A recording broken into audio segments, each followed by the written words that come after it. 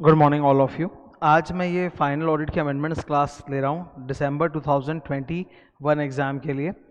एक बार पूरा पहले मैं डिस्कस कर देता हूँ क्या आउटलुक क्या नहीं है, ठीक है। फाइनल ऑडिट अमेंडमेंट्स हुआ ये कि सीए इंस्टीट्यूट ने अपने वेबसाइट पे एकेडमिक अपडेट्स और बताया कि ये अमेंडमेंट्स हैं। आरटीपी तो अभी तक आया नहीं, पर ये ऐसा बताया इन्होंने। तो सीए इंस्टीट्यूट के एकेडमिक अपडेट में चैप्टर 9 बैंक ऑडिट में अमेंडमेंट है, वो मैं आपको बता देता हूँ। बहुत ही आसान अमेंडमेंट है, एक्चुअली वो बैंक का अमेंडमेंट नहीं है, वो अमेंडमेंट है ऑडिट रिपोर्ट में।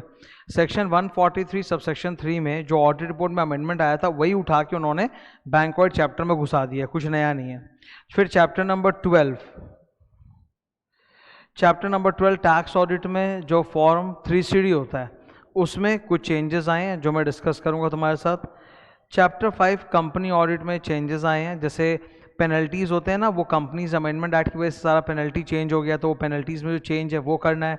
फिर कंपनी और चैप्टर के अंदर ही वो 143(3) में जो चेंज है ऑडिट रिपोर्ट वाला वो करना है। ओके, कारो 16 एप्लीकेबल है, ये एकदम क्लियर है। अब आप देखोगे एक अजीब बात है कि इंस्टीट्यूट के जो BOS बोर्ड ऑफ स्टडीज़ का पोर्टल है फाइन वाला, उसमें उन्होंने ये 4 चैप्टर अपलोड कर दिया फुल साइज का और बोला इसके अंदर अमेंडमेंट है। वास्तविकता ये है कि सिर्फ अमेंडमेंट चैप्टर 5 में इन 3 ब्लू कलर में जो लिखे हुए हैं इनमें अमेंडमेंट नहीं। इनमें हुआ ये क्या था कि सीए इंस्टीट्यूट ने सारा स्टडी मटेरियल कारो 20 के हिसाब से बना दिया था। तो ये जो 3 चैप्टर्स आपको दिख रहे हैं ये, इनमें भी जो इंस्टीट्यूट ने स्टडी मटेरियल अपलोड किया था उसमें हर जगह कारो 2020 लिखा था, और फिर बाद में इंस्टीट्यूट का अनाउंसमेंट आया कि फॉर दिसंबर 21 एग्जाम कारो 20 नहीं पढ़ना है, कारो 16 ही पढ़ना है। तो इन 3 चैप्टर्स में अमेंडमेंट एक ही है कि उन्होंने कारो 20 को हटा के कारो 16 डाल दिया, बस यही। तो इन 3 चैप्टर्स में एनबीएफसी पीएसयू लायबिलिटीज में चेंज कुछ नहीं, उसमें ये भाई कि कारो 2020 लिखा था उसको कारो 2016 लिख दिया, दैट्स ऑल। बाकी जो अपना अमेंडमेंट्स है वो ये ऊपर वाले 3 चैप्टर्स में 9, 12 और 5 में, ठीक है। मैं आपको अमेंडमेंट के नोट्स दिखा रहा हूँ। ये अमेंडमेंट के नोट्स हैं 10 पेजेस के, ये पूरे अमेंडमेंट्स के नोट्स हैं, ठीक है। मैं पूरा आपके साथ लाइन बाय लाइन डिस्कस करूंगा, एक एक चीज़ बताऊंगा, ठीक है। Notes are there, video link में आपको मिल जाएगा। सबसे पहले चैप्टर 5 कंपनी ऑडिट में बात करते हैं। तो कंपनी ऑडिट चैप्टर में due to companies amendment act 2020 penalties change हुई हैं, नया पेनल्टीज आया वही है। तो सबसे पहला है सेक्शन नंबर 140। सेक्शन 140 क्या है? जब एक ऑडिटर रिजाइन करता है तो with in 30 days of resignation उसे आरओसी के पास एक फॉर्म जमा करना पड़ता है ADT 3, ठीक है। अगर वो ADT 3 जमा नहीं करे तो पनिशमेंट है। तो पहले ये पनिशमेंट थी जो काटी हुई है, अभी ये नया पनिशमेंट है। खाली एक ही चेंज है इसमें कि इन्होंने ना मैक्सिमम पेनल्टी को रिड्यूस कर दिया। मैक्सिमम पेनल्टी पहले 5 लाख था, अब उसको 2 लाख कर दिया, और कोई चेंज नहीं है, ठीक है। मिनिमम पनिशमेंट कितना है? 50,000 और ऑडिटर्स रेमुनरेशन विचएवर इज दस कंटिन्यूइंग पर डे का 500 रुपया पर डे। मैक्सिमम पहले 5 लाख था, उसको अब 2 लाख कर दिया, ये चेंज हुआ है। न्यू पेनल्टी फ्रॉड रिपोर्टिंग के ऊपर, according to section number 143 subsection 12, एक चार्टर्ड अकाउंटेंट ऑडिटर को जब पता चलता है कि क्लाइंट क्या इंडिविजुअली कोई फ्रॉड हुआ है 1 करोड़ या उससे अधिक का, तो उसको सेंट्रल गवर्नमेंट के पास ADT 4 जमा करना पड़ता है। नहीं जमा करने पे पहले पनिशमेंट हुआ करता था 1 लाख से लेके 25 लाख का एक रेंज था कि मिनिमम 1 लाख मैक्सिमम 25 लाख, और बाकी तो जज तय करेगा कि एग्जैक्ट कितना सजा है। तो उन्होंने उसको बदल के भी नया पनिशमेंट लाया है। ये पनिशमेंट सब पे एप्लीकेबल है, CS, CS, CM में। CA करता है स्टैट ऑडिट, CS करता है सेक्रेटरी ऑडिट, CM में करता है कॉस्ट ऑडिट। तीनों के ऊपर ही फ्रॉड रिपोर्टिंग की जिम्मेदारी होती है। तो जो जिसको फ्रॉड पता चला फिर भी वो ADT 4 जमा नहीं कर रहा है, तो सज़ा क्या है? सज़ा है, अगर आप लिस्टेड कंपनी के ऑडिटर हो तो आपके ऊपर सजा है 5 लाख रुपए की। अगर आप अनलिस्टेड कंपनी के ऑडिटर हो तो आपके ऊपर सजा है 1 लाख रुपए की। यहाँ कोई रेंज नहीं है कि मिनिमम 5 लाख मैक्सिमम, ऐसा कुछ नहीं, एग्जैक्ट 5 लाख और 1 लाख। तो जज आपका पनिशमेंट का अमाउंट को ऊपर नीचे नहीं करेगा, जो लिखा है वही punishment. Penalty of 5 lakh 1 lakh, ठीक है। जिम्मेदारी है 143 का 12 में, और उसकी पनिशमेंट है 143 का 15 में। सेक्शन 147, ये तो कंपनी और चैप्टर का मास्टर पेनल्टी सेक्शन होता है, तो इसमें तो चेंज आया ही है, ठीक है। ये पुराना पनिशमेंट था, अभी नया ये रहा। अगर कंपनी या कंपनी का कोई ऑफिसर है, वो सेक्शन नंबर 139 से लेके 146 विच इज कंपनी और चैप्टर, कंपनी और चैप्टर कितना बड़ा है? 139 से 148, और ये 147 नंबर चल रहा है। तो 139 से 146 के सेक्शंस को अगर फॉलो नहीं करेगा तो सज़ा कितनी है। कंपनी पे जो सज़ा पहले थी वो आज भी है 25,000 से 5 लाख, नो चेंज। ऑफिसर पे सज़ा चेंज हुई है, इन्होंने जेल हटा दिया।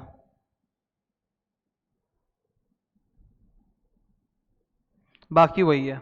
तो कंपनी पे तो सेम है 25,000 से 5 लाख, कोई चेंज नहीं। ऑफिसर पे पेनल्टी का अमाउंट तो वही 10,000 से 1 लाख रुपया, वो भी, इसमें भी कोई चेंज नहीं, खाली जेल हटा दिया। जेल था 1 साल तक का, वो हटा दिया, तो पनिशमेंट चेंज कर दिया। ठीक है। फिर सेक्शन 1 नंबर 147 सबसेक्शन 2, ये सज़ा ऑडिटर के ऊपर है। ये किसके ऊपर है सर? सर ये ऑडिटर के ऊपर। अगर ऑडिट, अब इसमें पनिशमेंट में कोई चेंज नहीं आया है। जो पनिशमेंट आपको अंदर में लिखे हुए दिख रहे हैं ना, मिनिमम मैक्सिमम, पनिशमेंट के अंदर इसमें कोई भी चेंज नहीं है। इसमें चेंज हुआ है ऑफेंस का। पहले क्या था कि भाई 4 सेक्शंस के ऑफेंस करने पर ऑडिटर पे सज़ा थी। 139 अपॉइंटमेंट ऑफ ऑडिटर, 143 ड्यूटीज, 144 145 वो था signing off audit report and attendance in AGM. ठीक है। अब इन्होंने क्या किया, जो सबसे इंपॉर्टेंट सेक्शन है 143 ड्यूटीज ऑफ ऑडिटर, वो हटा दिया यहां से। ये देखो आप, तो now this punishment is applicable on the auditor only for non compliance of 139, 144 and 145। 143 हटा दिया। ये है अमेंडमेंट। अब यहाँ पे डाउट स्टूडेंट के दिमाग में आता है, sir section 143 duties of auditor is the most important section for an auditor, उसी से पता चलता है कि ऑडिटर का क्या जिम्मेदारी नहीं है। तो अगर वो अपना ड्यूटी पूरा नहीं करेगा तो उसको भी तो सजा होना चाहिए। तो ये नहीं तो कौन सा सजा, तो वो तो इन्होंने लिखा नहीं, मैं आपको बता रहा हूँ। ठीक है, लिख लो please. If an auditor is negligent and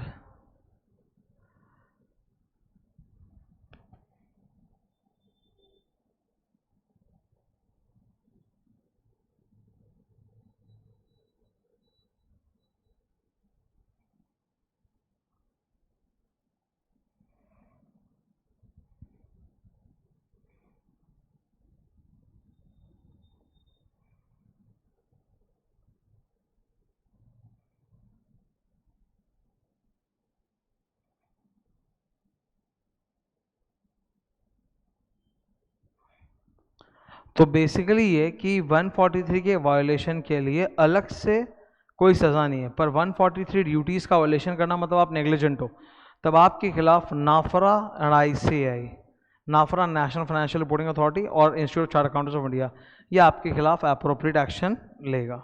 ठीक है, क्लियर है।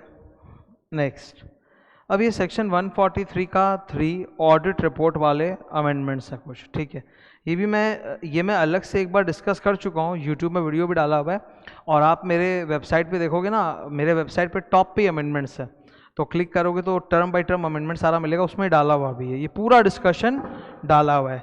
बावजूद उसके मैं एक साथ इकट्ठा करके अभी बता देता हूँ, ठीक है, ताकि कोई दिक्कत नहीं रहे, मैं यहीं पर डिस्कस कर देता हूँ। ये देख लो, सेक्शन नंबर 143 का 3 के अंदर 10 मैटर्स होते हैं जिसके ऊपर ऑडिटर को कमेंट करना पड़ता है इन इस रिपोर्ट। मैं याद कराने के लिए हमेशा बोलता हूँ बाप ऑफ दीपिका, ठीक है, दीपिका विद अ क्यू। तो 10 मैटर्स होते हैं जिस पे ऑडिटर को कमेंट करना पड़ता है। इन 10 मैटर्स में जो 10th मैटर है दैट इज 143 का 3 का जे, 143 का 3 ABCDEFGHIJ 10th मैटर। उस 10th मैटर में ये लिखा हुआ है कि such other matter as may be prescribed, तो वो रूल्स में प्रिस्क्राइब होता है। उसमें सबसे पहले शुरू में 3 मैटर प्रिस्क्राइब हुए थे। वो 3 मैटर थे PPF, pending litigation, provision for losses और investor education protection fund, PPF। फिर एक और मैटर ऐड हुआ था डीमोनेटाइजेशन का, कि 8 नवंबर 2016 को जब डीमोनेटाइजेशन आया था, तो 8 नवंबर 16 से लेके 30 दिसंबर 2016 तक कंपनी के पास जितने भी पुराने 500 और 1000 के नोट थे, कंपनी ने उसका क्या किया वो बताइए। फिर वो तो पुरानी बात हो गई, फिर उसको हटा दिया इन्होंने, डिमोनेटाइजेशन को, बहुत अच्छा। और अभी इन्होंने ताज़ा 3 नए पॉइंट्स और डाल दिए हैं, ठीक है, indirect loans and investments, dividend and accounting software, 3 नए पॉइंट। तो अब कुल मिला के 6 पॉइंट्स हैं, मतलब 10th मैटर के अंदर 6 पॉइंट्स, 143 का 3 ABCDEFGHIJ के अंदर 6 पॉइंट्स हैं, ठीक है, ये सीन है पूरा। तो अब इसमें ये 3 जो आप देख रहे हो शुरू में, ये तो पुराना है सर, PPF, पेंडिंग लिटिगेशन पे कमेंट करना है, प्रोविजन फॉर लॉसेस पे कमेंट करना है, इन्वेस्टर एजुकेशन फंड पे करना है। डी नंबर जो था डीमोनेटाइजेशन, वो तो हट गया, पुरानी बात है। ओके, ये तो हटा दिया इन्होंने। अब ये 3 नए पॉइंट्स डाले हैं। नंबर ई क्या है सर, लिख लो प्लीज। इनडायरेक्ट लोन्स और इन्वेस्टमेंट्स। लोन्स इन्वेस्टमेंट्स को अब से मैं LI बोलूंगा, ठीक है, LI, not shown in FS। One of the most popular methods of committing a fraud in accounts is और tax evasion is कि नकली नाम से या घुमा फिरा के लोन्स इन्वेस्टमेंट्स किया जाए। That's one of the popular ways of doing fraud in accounts, या फिर tax evasion आप बोल सकते हो। तो गवर्नमेंट अब उसी पे अपना मतलब रोक लगाने के लिए, रेस्ट्रिक्शन डालने के लिए ये नया क्लॉज देके आई है। सबसे लंबा क्लॉज यही है, number E, Roman 1, 2, 3।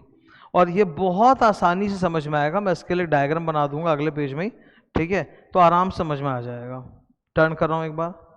F number है ये डिविडेंड को लेकर, ठीक है, और G नंबर है अकाउंटिंग सॉफ्टवेयर को लेकर। तो ये 3 नए पॉइंट्स आ गए, E, F, G, जो हमें पढ़ने हैं, ठीक है। Now let us talk about E first of all, indirect loans and investments. Okay, यहाँ पे 2 किस्सा है, रोमन 1, रोमन 2। सबसे पहले रोमन 1 आप देख लो नीचे, यही छोटा सा मैं बना देता हूँ।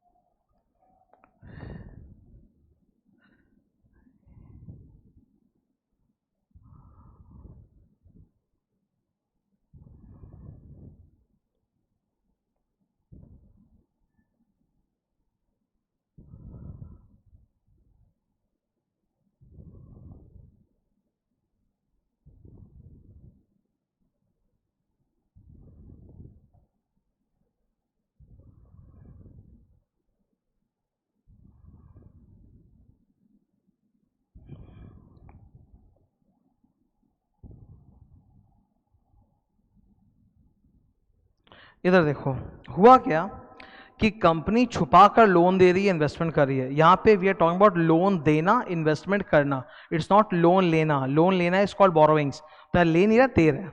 तो हमारा जो क्लाइंट है, कंपनी जिसका हम ऑडिट कर रहे हैं, वो लोन इन्वेस्टमेंट करना उस लास्ट कंपनी में चाहता है, पर अपने बुक्स में वैसा नहीं दिखा रहा। बुक्स में दिखा रहा है बीच में किसी को दिया, और एक्चुअली वो पर्सन किसी और को पास करेगा, अल्टीमेट बेनिफिशियरी को। ये जो बीच वाला पर्सन है, इसको हम कहते हैं इंटरमीडियरी। मतलब आवर कंपनी इज, जिस क्लाइंट का हम ऑडिट कर रहे हैं, the client is giving loan investment to some intermediary with the intention कि वो अल्टीमेटली किसी और को पास कर देगा। ना ये घुमा के आप क्यों दे रहे हो?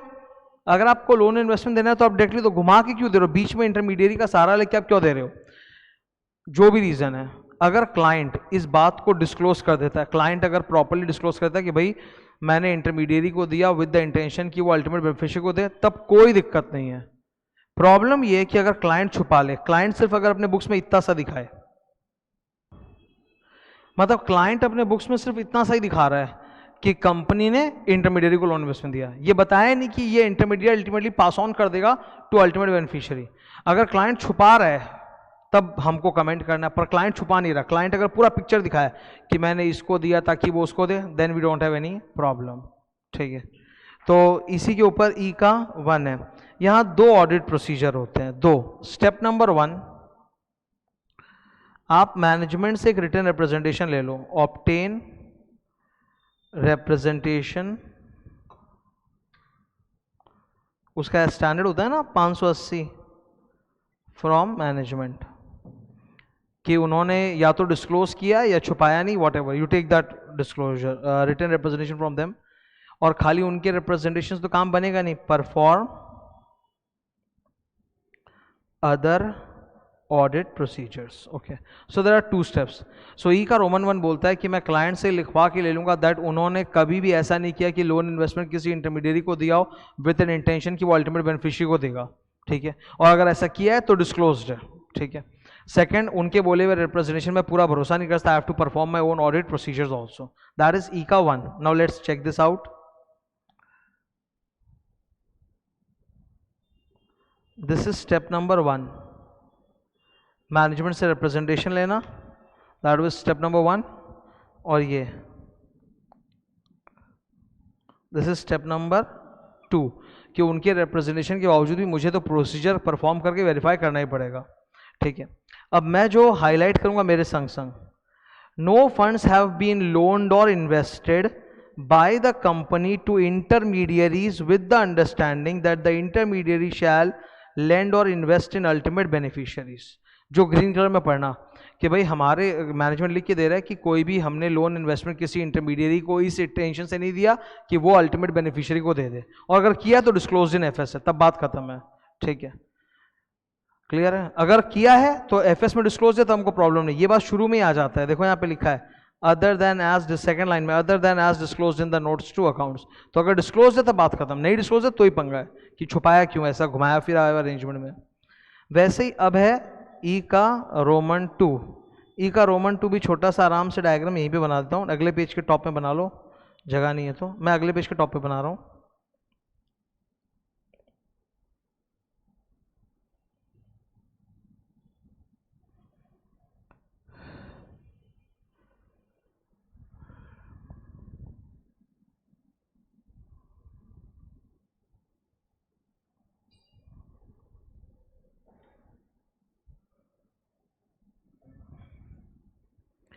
इस बार हमारा जो क्लाइंट है उसको कहीं से लोन इन्वेस्टमेंट मिल रहा है विद द इंटेंशन कि वो किसी अल्टीमेट बेनिफिशियरी को पास कर दे. मतलब क्लाइंट को मिला इसलिए कि वो किसी और को पास कर दे. कौन दिया, देने वाला कौन, देने वाला है फंडिंग पार्टी. देने वाले कौन बोल रहे हैं, funding parties. So this time our client is behaving like an intermediary, कि उसको फंडिंग पार्टी से मिला फॉर समवन एल्स. तो ऐसा वो क्यों किया कि किसी और से लिया किसी और को देने के लिए. If it is disclose then no problem, not disclose then I have to report on it. ठीक है, ये ई का 2 देखो ऊपर.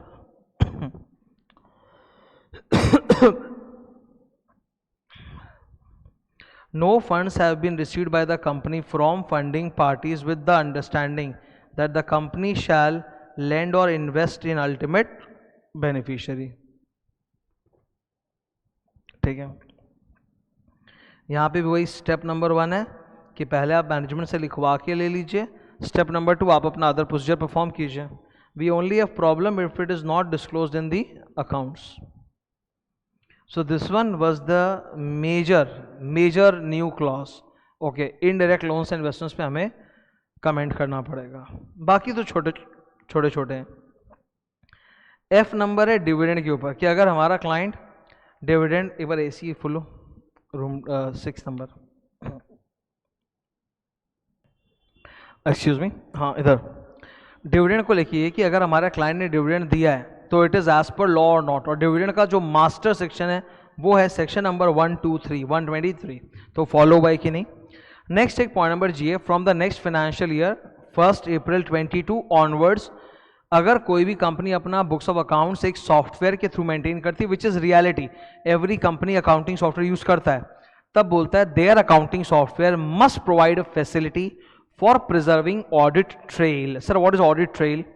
Audit trail is a chain of documentary evidences. जब एक ट्रांजैक्शन का प्रोसेसिंग होता है तो उसमें बीच में बहुत सारे डॉक्यूमेंट्री एविडेंसेस होते हैं. जरूरी नहीं कि पेपर में हो सकता है इलेक्ट्रॉनिक फाइल फॉर्म में हो. तो it so happens that accounting software क्या करता है, वो जो बीच में इलेक्ट्रॉनिक डॉक्यूमेंट्स होते हैं प्रोसेसिंग में, उसको डिलीट कर देता है, उसको रखता नहीं है, खाली फाइनल डेटा को रखता है. तो इससे ऑडिटर को दिक्कत होती है, वो चेक नहीं कर पाता. तो we want the accounting software to preserve the audit trail just like accounts. Accounts कितने साल प्रिजर्व करके रखना पड़ता है सर? एज पर सेक्शन 128 8 साल रखना पड़ता है. तो अकाउंटिंग सॉफ्टवेयर को भी जो ऑडिट ट्रेल है वो प्रिजर्व करके रखना पड़ेगा फॉर 8 ईयर्स. ठीक है, अकाउंटिंग सॉफ्टवेयर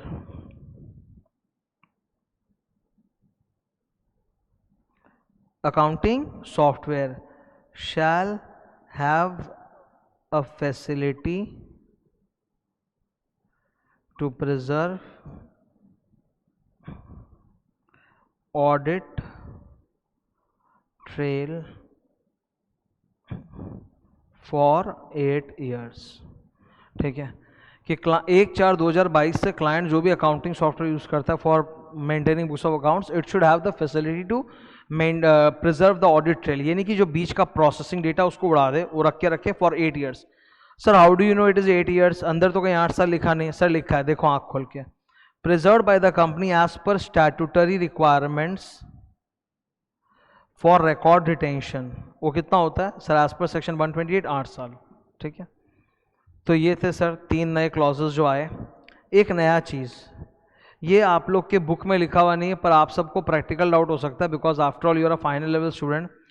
तुम किसी कंपनी का ऑडिट रिपोर्ट उठा के देखे, पढ़ रहे थे, तो उसमें 143 का 3 बाप ऑफ दीपिका 10 मैटर्स, वहाँ पढ़ते हो तो अचानक से तुम देखते हो सर वहाँ एक और मैटर लिखा था, पर वो बाप ऑफ दीपिका में था नहीं। तो वो क्या था वो मैं आपको बता रहा हूँ। इट इज़ एन एक्स्ट्रा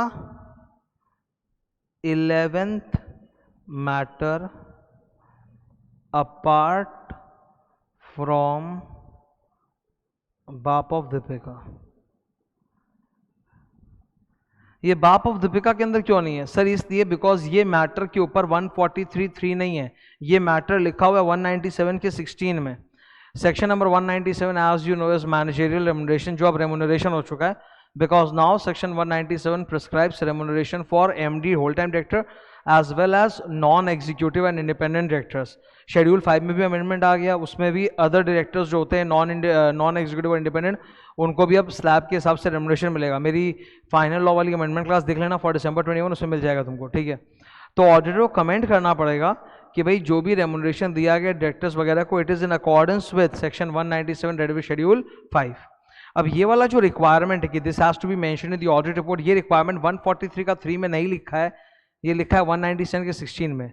तो इसको तुम मन में सोचो sir, it is like an extra 11th matter apart from बाप ऑफ दीपिका। ठीक है, तो इससे प्रैक्टिकली कभी पढ़ोगे ऑडिट रिपोर्ट तो उसमें तकलीफ नहीं आएगा। नेक्स्ट चैप्टर 9 बैंक ऑडिट में अमेंडमेंट क्या है? अभी जो मैंने ऊपर तुमको पढ़ाया ना, वो 3 क्लॉज बड़ा EFG, indirect loan investment, dividend, accounting software, वही वाला बैंक ऑडिट चैप्टर में डाल दिया। मतलब बैंक को अपने ऑडिट रिपोर्ट में सब लिखना पड़ेगा, तो बैंक को क्या, हर एक को लिखना पड़ेगा। It is an amendment for everybody. खाली बस ये किया कि ऊपर वो जो EFG क्लॉज में जहाँ जहाँ कंपनी लिखा था उसके अंदर बैंक वर्ड लिख दिया, बस यही है। फिर ऑडिट रिपोर्टर ने कारो, they have told that December 21 में कारो 2016 ही आपको पढ़ना है। कारो 16 हो या कारो 20 हो, दोनों के नोट्स वगैरह सब यूट्यूब में मेरे डाले हुए हैं, मेरे वेबसाइट पे लिंक भी डाला हुआ है, मैं कई दफ़े दिखा भी चुका हूँ। मेरे वेबसाइट के टॉप में आप देखोगे अमेंडमेंट से क्लिक करते सब्जेक्ट वाइज पूरा 3-4 टर्म का जो भी अमेंडमेंट है सब डाला हुआ है वहीं पे, तो वहाँ कारो 16 भी कारो 20 भी है। ठीक है, इसके अलावा लिंक भी मैंने दे दिया कारो 16 का। एप्लीकेबिलिटी वाले पोर्शन में कई जन को डाउट है, वो मैं बता देता हूँ। कारो 16 और कारो 20 इन दोनों का एप्लीकेबिलिटी एकदम सेम है। ठीक है, एप्लीकेबिलिटी ऑफ कारो 16 और 20 में दोनों में एक ही चीज लिखा है कि दैट कारो does not apply on banking company, insurance company, section 8 company, OPC, small company, private company satisfying 4 conditions. इनमें कहीं कोई अमेंडमेंट नहीं है। अमेंडमेंट खाली एक है कि सर स्मॉल कंपनी का जो आपका डेफिनेशन है ना वो चेंज हो गया है। पहले स्मॉल कंपनी में हुआ करता था limit paid up capital 50 lakh और टर्नओवर 2 करोड़, बोला वो हटा दिया, नया लिमिट से पेड अप कैपिटल 2 करोड़ और टर्नओवर 20 करोड़, तो ये है। ठीक है, कारो 16 के मेरे नोट्स में आप देखोगे कि there is an illustration small company और वो प्राइवेट कंपनी के बीच का, वो इलस्ट्रेशन अब यूजलेस हो गया है। ठीक है, उसकी कोई ज़रूरत है ही नहीं। आपको ये याद रखना है, अगर कोई कंपनी स्मॉल कंपनी का डेफिनेशन सेटिस्फाई कर रही है बट ये ऊपर वाले प्राइवेट कंपनी के 4 नहीं फॉलो कर रही, तो फर्क नहीं पड़ता, स्मॉल है ना एग्जेम्प्टेड, सिंपल सी बात है। ठीक है, if a company is a small company but fails to satisfy the 4 conditions mentioned above for private companies, then no problem, it is still exempted. Okay sir, यहाँ तक हम लोगों ने सर अभी पहले 5 पेजेस का अमेंडमेंट कर लिया, which was a light level amendment. अब आ रहा है टैक्स ऑडिट का अमेंडमेंट। टैक्स ऑडिट में भी आपको देखने में 5 पेज लग रहे हैं, पर इनमें अमेंडमेंट बहुत थोड़ा सा है, जरा सा।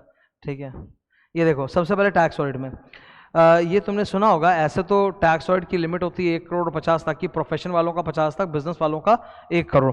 पर उसमें एक नया नियम आया था ना कि अगर आपका जो रिसिट्स एंड पेमेंट्स है, if 95% or more of the receipts and payments of the client assessee is through banking channels, तब उनको 1 करोड़ रुपये नहीं 5 करोड़ पार होने पर टैक्स पेड कराना पड़ेगा। ये नियम आया था, ये रहा आपके लिए नियम। ये मैं पहले भी डिस्कस कर चुका हूँ कि 1 करोड़ की लिमिट को 5 करोड़ कर दिया है, ठीक है। अगर आपका रिसिट्स एंड पेमेंट्स 95% और मोर बैंकिंग चैनल्स के थ्रू, मतलब 5% और लेस इज इन कैश, 95% और more is through banking channels. तो इसी को लेके ना यहाँ पे एक प्रोवाइजो ऐड हुआ है कि बोलता है कि देखो बैंकिंग चैनल में तो बेयरर चेक भी आएगा, बैंकिंग चैनल में तो अनक्रॉस चेक भी आएगा। तो उन्होंने बोला अगर आप बैंकिंग चैनल के थ्रू ही कोई रिसिट या पेमेंट कर रहे हो चेक से, पर वो अकाउंट पे ही चेक नहीं है, तो फिर उसको हम बैंकिंग चैनल नहीं मानेंगे, उसको हम कैश मानेंगे। For the purpose of this clause the payment और receipt by a cheque which is not account payee cheque shall be deemed to be in cash. तो अकाउंट पे चेक के अलावा अगर आप कोई और चेक यूज करोगे तो उसको कैश माना जाएगा। ये आपको याद रखना है, ये कमेंटमेंट है, ठीक है। मतलब बैंकिंग चैनल्स के थ्रू अगर रिसिट पेमेंट आपका हो रहा है 95% और मोर, तब आपको ऐश एकदम 5 करोड़ क्रॉस होने पर टैक्स रेट होगा। और इसमें मैं एक फ्यूचर का अमेंडमेंट बता रहा हूं, ये अमेंडमेंट मई 22 के लिए होगा। ये मई 22 के लिए अमेंडमेंट है। ये 5 करोड़ की लिमिट को भी ये लोग बढ़ा के 10 करोड़ कर दिया है। मतलब अगर तुम्हारा एग्जाम मई 22 में उसके बाद है, तब तो बोलता है कि अगर 95% आपका रिसिट पेमेंट बैंकिंग चैनल से है, तब तो 10 करोड़ पार होने पे आपका टैक्स रेट होगा, वरना नहीं होगा। तो सोचो कितना ऊपर चला गया स्लैब। और आज के दिन तो ये सच है ना, ये देखो प्रैक्टिकल बात है एकदम। ऑनलाइन बिजनेस है, ऑनलाइन बिजनेस में सब तो बैंक के थ्रू आना जाना है, रिसिट पेमेंट सारा ही बैंक के थ्रू। जो कैश का कलेक्शन है वो नेग्लिजिबल हो गया है। टैक्स ऑडिट कराने का मकसद बेसिकली क्या था कि टैक्स इवेजन नहीं हो। तो जब क्लाइंट का सब कुछ मतलब असेसी का सब कुछ बैंक के थ्रू आ रहा है, तो उसमें वो छुपा नहीं पाएगा, कच्चा पक्का नहीं कर पाएगा, तो वहाँ टैक्स ऑडिट की जरूरत भी नहीं। तो वहाँ 1 करोड़ से सीधा लिमिट को पुश करके 10 करोड़ पार कर दिया है, ठीक है। ये तुमको अपने दिसंबर 21 के लिए 5 करोड़ याद रखना है। अगर तुम्हारा 2022 में एग्जाम है तो 10 करोड़ याद रखना है, ठीक है। अच्छा, टैक्स ऑडिट अभी क्या हुआ, कोविड अमेंडमेंट्स की वजह से लगातार जो कोविड की वजह से टेम्पररी अमेंडमेंट आए, it has so happened that income tax return filing date और टैक्स ऑडिट का जो डेट है उसमें गैप हो गया 1 महीने का अंदाजा, ठीक है। तो इससे दिक्कत हो गई। पहले ऐसा नहीं था, पहले एकदम क्लियर कट था, 30 सितंबर तक आपको रिटर्न भी फाइल करना, टैक्स ऑडिट का रिपोर्ट भी जमा करना, सब एक साथ ही, तो झमेला नहीं है। But now the date of filing ITR and the last date of tax audit report वो गैप हो गया है। तो इट इज़ पॉसिबल कि भाई असेसी ने कोई एक्सपेंडिचर था जिसका पेमेंट पहले नहीं किया, आप पेमेंट कर रहा है, and you know that section 43B and certain other expenses in section 40 are allowed on payment basis. तो इसीलिए इन्होंने बोला कि हो सकता है कि आपको पेमेंट करना पड़े, तो वापस से आपको जाके CA से टैक्स ऑडिट का नया रिपोर्ट लेना पड़े, ठीक है। The audit report, the tax audit report may be revised by the person by getting revised audit report from the CA duly signed and verified by CA if there is payment by such person after furnishing of tax report। मतलब tax report जमा कर दिया, उसके बाद आपका payments वगैरह हो रहा है, which are disallowed under section 40 और 43B। तो आपको अब अलाउंस मिल जाएगा उसका, अगर आपने पे कर दिया आपको अलाउंस मिल जाएगा, तो आप रिवाइज टैक्स रिपोर्ट बना के जमा कर सकते हो। तो ये एक अमेंडमेंट आया है, ठीक है। क्लॉज 8A, क्लॉज 8A वाला ये जो अमेंडमेंट है ये मैं पहले भी डिस्कस कर चुका हूँ, इसमें खाली ये 2 नया चीज ऐड हुआ है, ठीक है। यहाँ तक 115 BA, BAA, BAB ये कराया हुआ था, ये सब मेरा डिस्कस भी किया हुआ है तुम लोग के साथ, ठीक है। ये बेसिकली वही डोमेस्टिक कंपनीज जो होती है उनके ऊपर 22% टैक्स रेट लगेगा 25% के बदले, ठीक है। पर provided certain conditions are satisfied, कुछ अलाउंसेस उनको नहीं मिलेंगे, कुछ एग्जेम्पशन डिडक्शन को नहीं मिलेंगे, सर्टन स्पेसिफाइड, उसके ऊपर था। अब इसी में BSc BAD नया ऐड हो गया, और ये BSc BAD जो है ना, यही आगे वाले में भी आएगा। ये क्या है सर, बेसिकली इंडिविजुअल HUF के लिए एंड कोऑपरेटिव सोसाइटीज के लिए न्यू टैक्स रिजीम आया है, where they have to pay lower tax rates in lieu of claiming exemption deduction। There are certain exemption deduction वो claim नहीं कर पाएंगे, पर उनका फिर टैक्स रेट कम कर दिया जाएगा। तो that's a new tax regime, वो फॉलो कर भी सकते हैं, नहीं भी उनका चॉइस है। तो उसी के ऊपर वो BSc BAD आया है, ठीक है। तो क्लॉज 8A में वही पूछा है कि क्या आपके असेसी ने ये 5 सेक्शंस में से न्यू टैक्स रिजीम वगैरह ऑप्ट किया है क्या, ठीक है। ये मैं पहले डिस्कस कर चुका हूँ डिटेल में पिछले अमेंडमेंट में, ओके। वो लिंक मेरे को आपको अमेंडमेंट वेबसाइट मिल जाएगा, ठीक है, मेरे वेबसाइट में। फिर ये से क्लॉज नंबर 17, ये section 43 CA, section 50 C। Section 50 C जो होता है वो तो बेसिकली अपना कैपिटल गेन में चला गया, 43 C PGB में आ जाता है, ये रहा 43 C है। इसमें ज्ञान क्या है सुनो, प्रॉपर्टी का जो परचेज सेल होता है, प्रॉपर्टी का जो परचेज सेल होता है, suppose the sale price of the property we call it FVC, full value of consideration.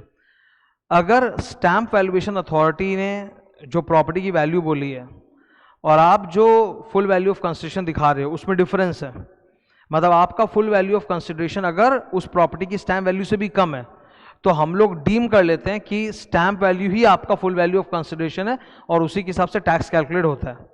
अब इसमें एक प्रोवाइजो है और प्रोवाइजो बोलता है कि if the difference is just 10%, पहले 5% था, अभी 10% हुआ, अभी 20% हो गया है, तो if the difference is just 10%, कि मान लो स्टैम्प वैल्यू में और स्टैम्प वैल्यू और FVC में 10% का ही गैप है, तब फिर जो FVC है वही ले लेंगे, फिर हम लोग स्टैम्प वैल्यू को FVC नहीं मानेंगे, ठीक है।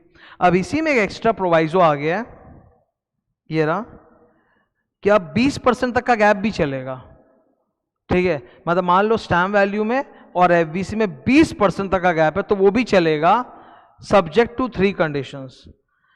अगर उस प्रॉपर्टी का, उस रेसिडेंशियल यूनिट का जो सेल परचेज हुआ है वो 12 नवंबर 2020 से 30 जून 2021 के दौरान हुआ है, जो कि कोविड का ही एक पीक सीजन था जहां प्रॉपर्टी के रेट्स कम हो गए थे, स्टैम्प वैल्यू से भी कम पे बिके होंगे बाजार में, ठीक है।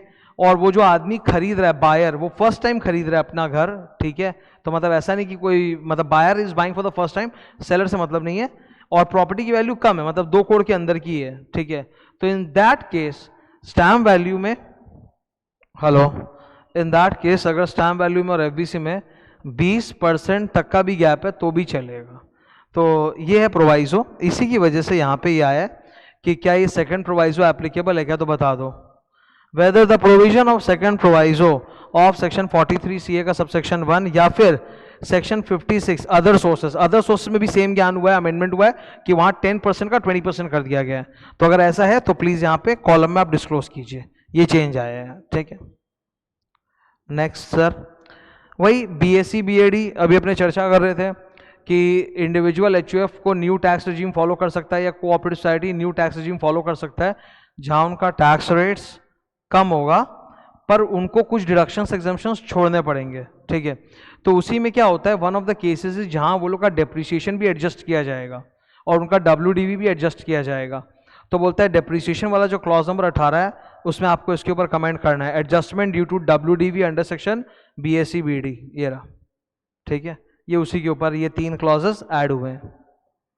क्लॉज नंबर 32 में भी ये सेम ज्ञान हुआ है कि ब्रॉड फॉरवर्ड डेप्रिसिएशन और अलाउंसेस जो आप BSc BD में क्लेम नहीं कर सकते उसके लिए एक्स्ट्रा कॉलम ऐड कर दिया गया है, ठीक है। नेक्स्ट क्लॉज नंबर 36 जो कि CDT वाला था, कॉर्पोरेट डिविडेंड टैक्स, वो हटा दिया है, पूरा क्लॉज 36 हटा दिया गया है, ठीक है। तो ये था सर टैक्स ऑडिट चैप्टर के अमेंडमेंट्स। तो this was final audit amendment December 21, पूरा कंप्लीट होता है, 33 मिनट्स है। Now one thing I will tell you, जैसे हाँ सो एक्सक्यूज मी, हाँ one thing that I will tell you, मैंने बार बार बोला ये बात, फिर आज याद दिला देता हूँ। ये मेरे वेबसाइट पे आप जाओगे siddharthaclasses.com, टॉप पे ही देखो, पहला चीज़ ही अमेंडमेंट डाला है मैंने, वो क्लिक करोगे आपका सारा इंपॉर्टेंट अमेंडमेंट आ जाएगा। जो सिलेबस डिलीशन हुआ है, सेकरा सरफेसी हटाया, कारो 16 पढ़ना है, कारो 16 क्लास का लिंक है पूरा। ये फाइनल लॉ में सारे जो अमेंडमेंट्स हैं वो, फाइनल ऑडिट के सारे अमेंडमेंट्स हो गए, सब इंटरल ऑडिट, रिवीजन स्ट्रैटेजी सब्जेक्ट सब मैं डाल के रखा हूँ, जो इंपॉर्टेंट वीडियो के लिंक्स हैं। मेरे से एक सवाल आता है कि सर मैं जैसे December 21 में दे रहा हूँ, मैं पुराना स्टूडेंट हूँ, मुझे क्या वो 3 टर्म का देखना पड़ेगा, 4 टर्म का देखना पड़ेगा? हाँ, जो भी अमेंडमेंट क्लास होती है उनमें सिर्फ 6 महीने में जो नए अमेंडमेंट्स आते हैं वो डाले हुए रहते हैं। इक्के दुक्के केस में थोड़ा रिपीट भी होता है, नहीं तो मैक्सिमम वो सारी क्लासेस अलग अलग होती हैं। तो और छोटी छोटी, ज़्यादा बड़ी कहाँ है, देखो ये क्लास जो ले रहा हूँ आधे घंटे की अमेंडमेंट था ये, तो आपको वो सारा ही करना पड़ेगा। अगर आप बहुत पहले के स्टूडेंट हो, आपका 3-4 टर्म बीत गया है, तो भाई आपको वो 3-4 अमेंडमेंट जो भी है सारे करने पड़ेंगे, ठीक है। और आप जोड़ोगे ना तो वो ज़्यादा लंबा नहीं आएगा, वो एक रीजनेबल लेंथ तक ही आएगा, मतलब max to max I am saying 8 to 9 hours, उससे ऊपर नहीं आएगा वो, ठीक है। तो उसी में आपका सारा अमेंडमेंट हो जाएगा। फाइनल लॉ का अमेंडमेंट्स में ले चुका, इधर देखो लिंक डाला हुआ है, फाइनल लॉ का कंपनी लॉ वाला अमेंडमेंट, इको लॉस का भी आ जाएगा, लाइक दैट, ठीक है। तो आज अपना ये फाइनल ऑडिट का अमेंडमेंट्स कंप्लीट होता है। Thank you.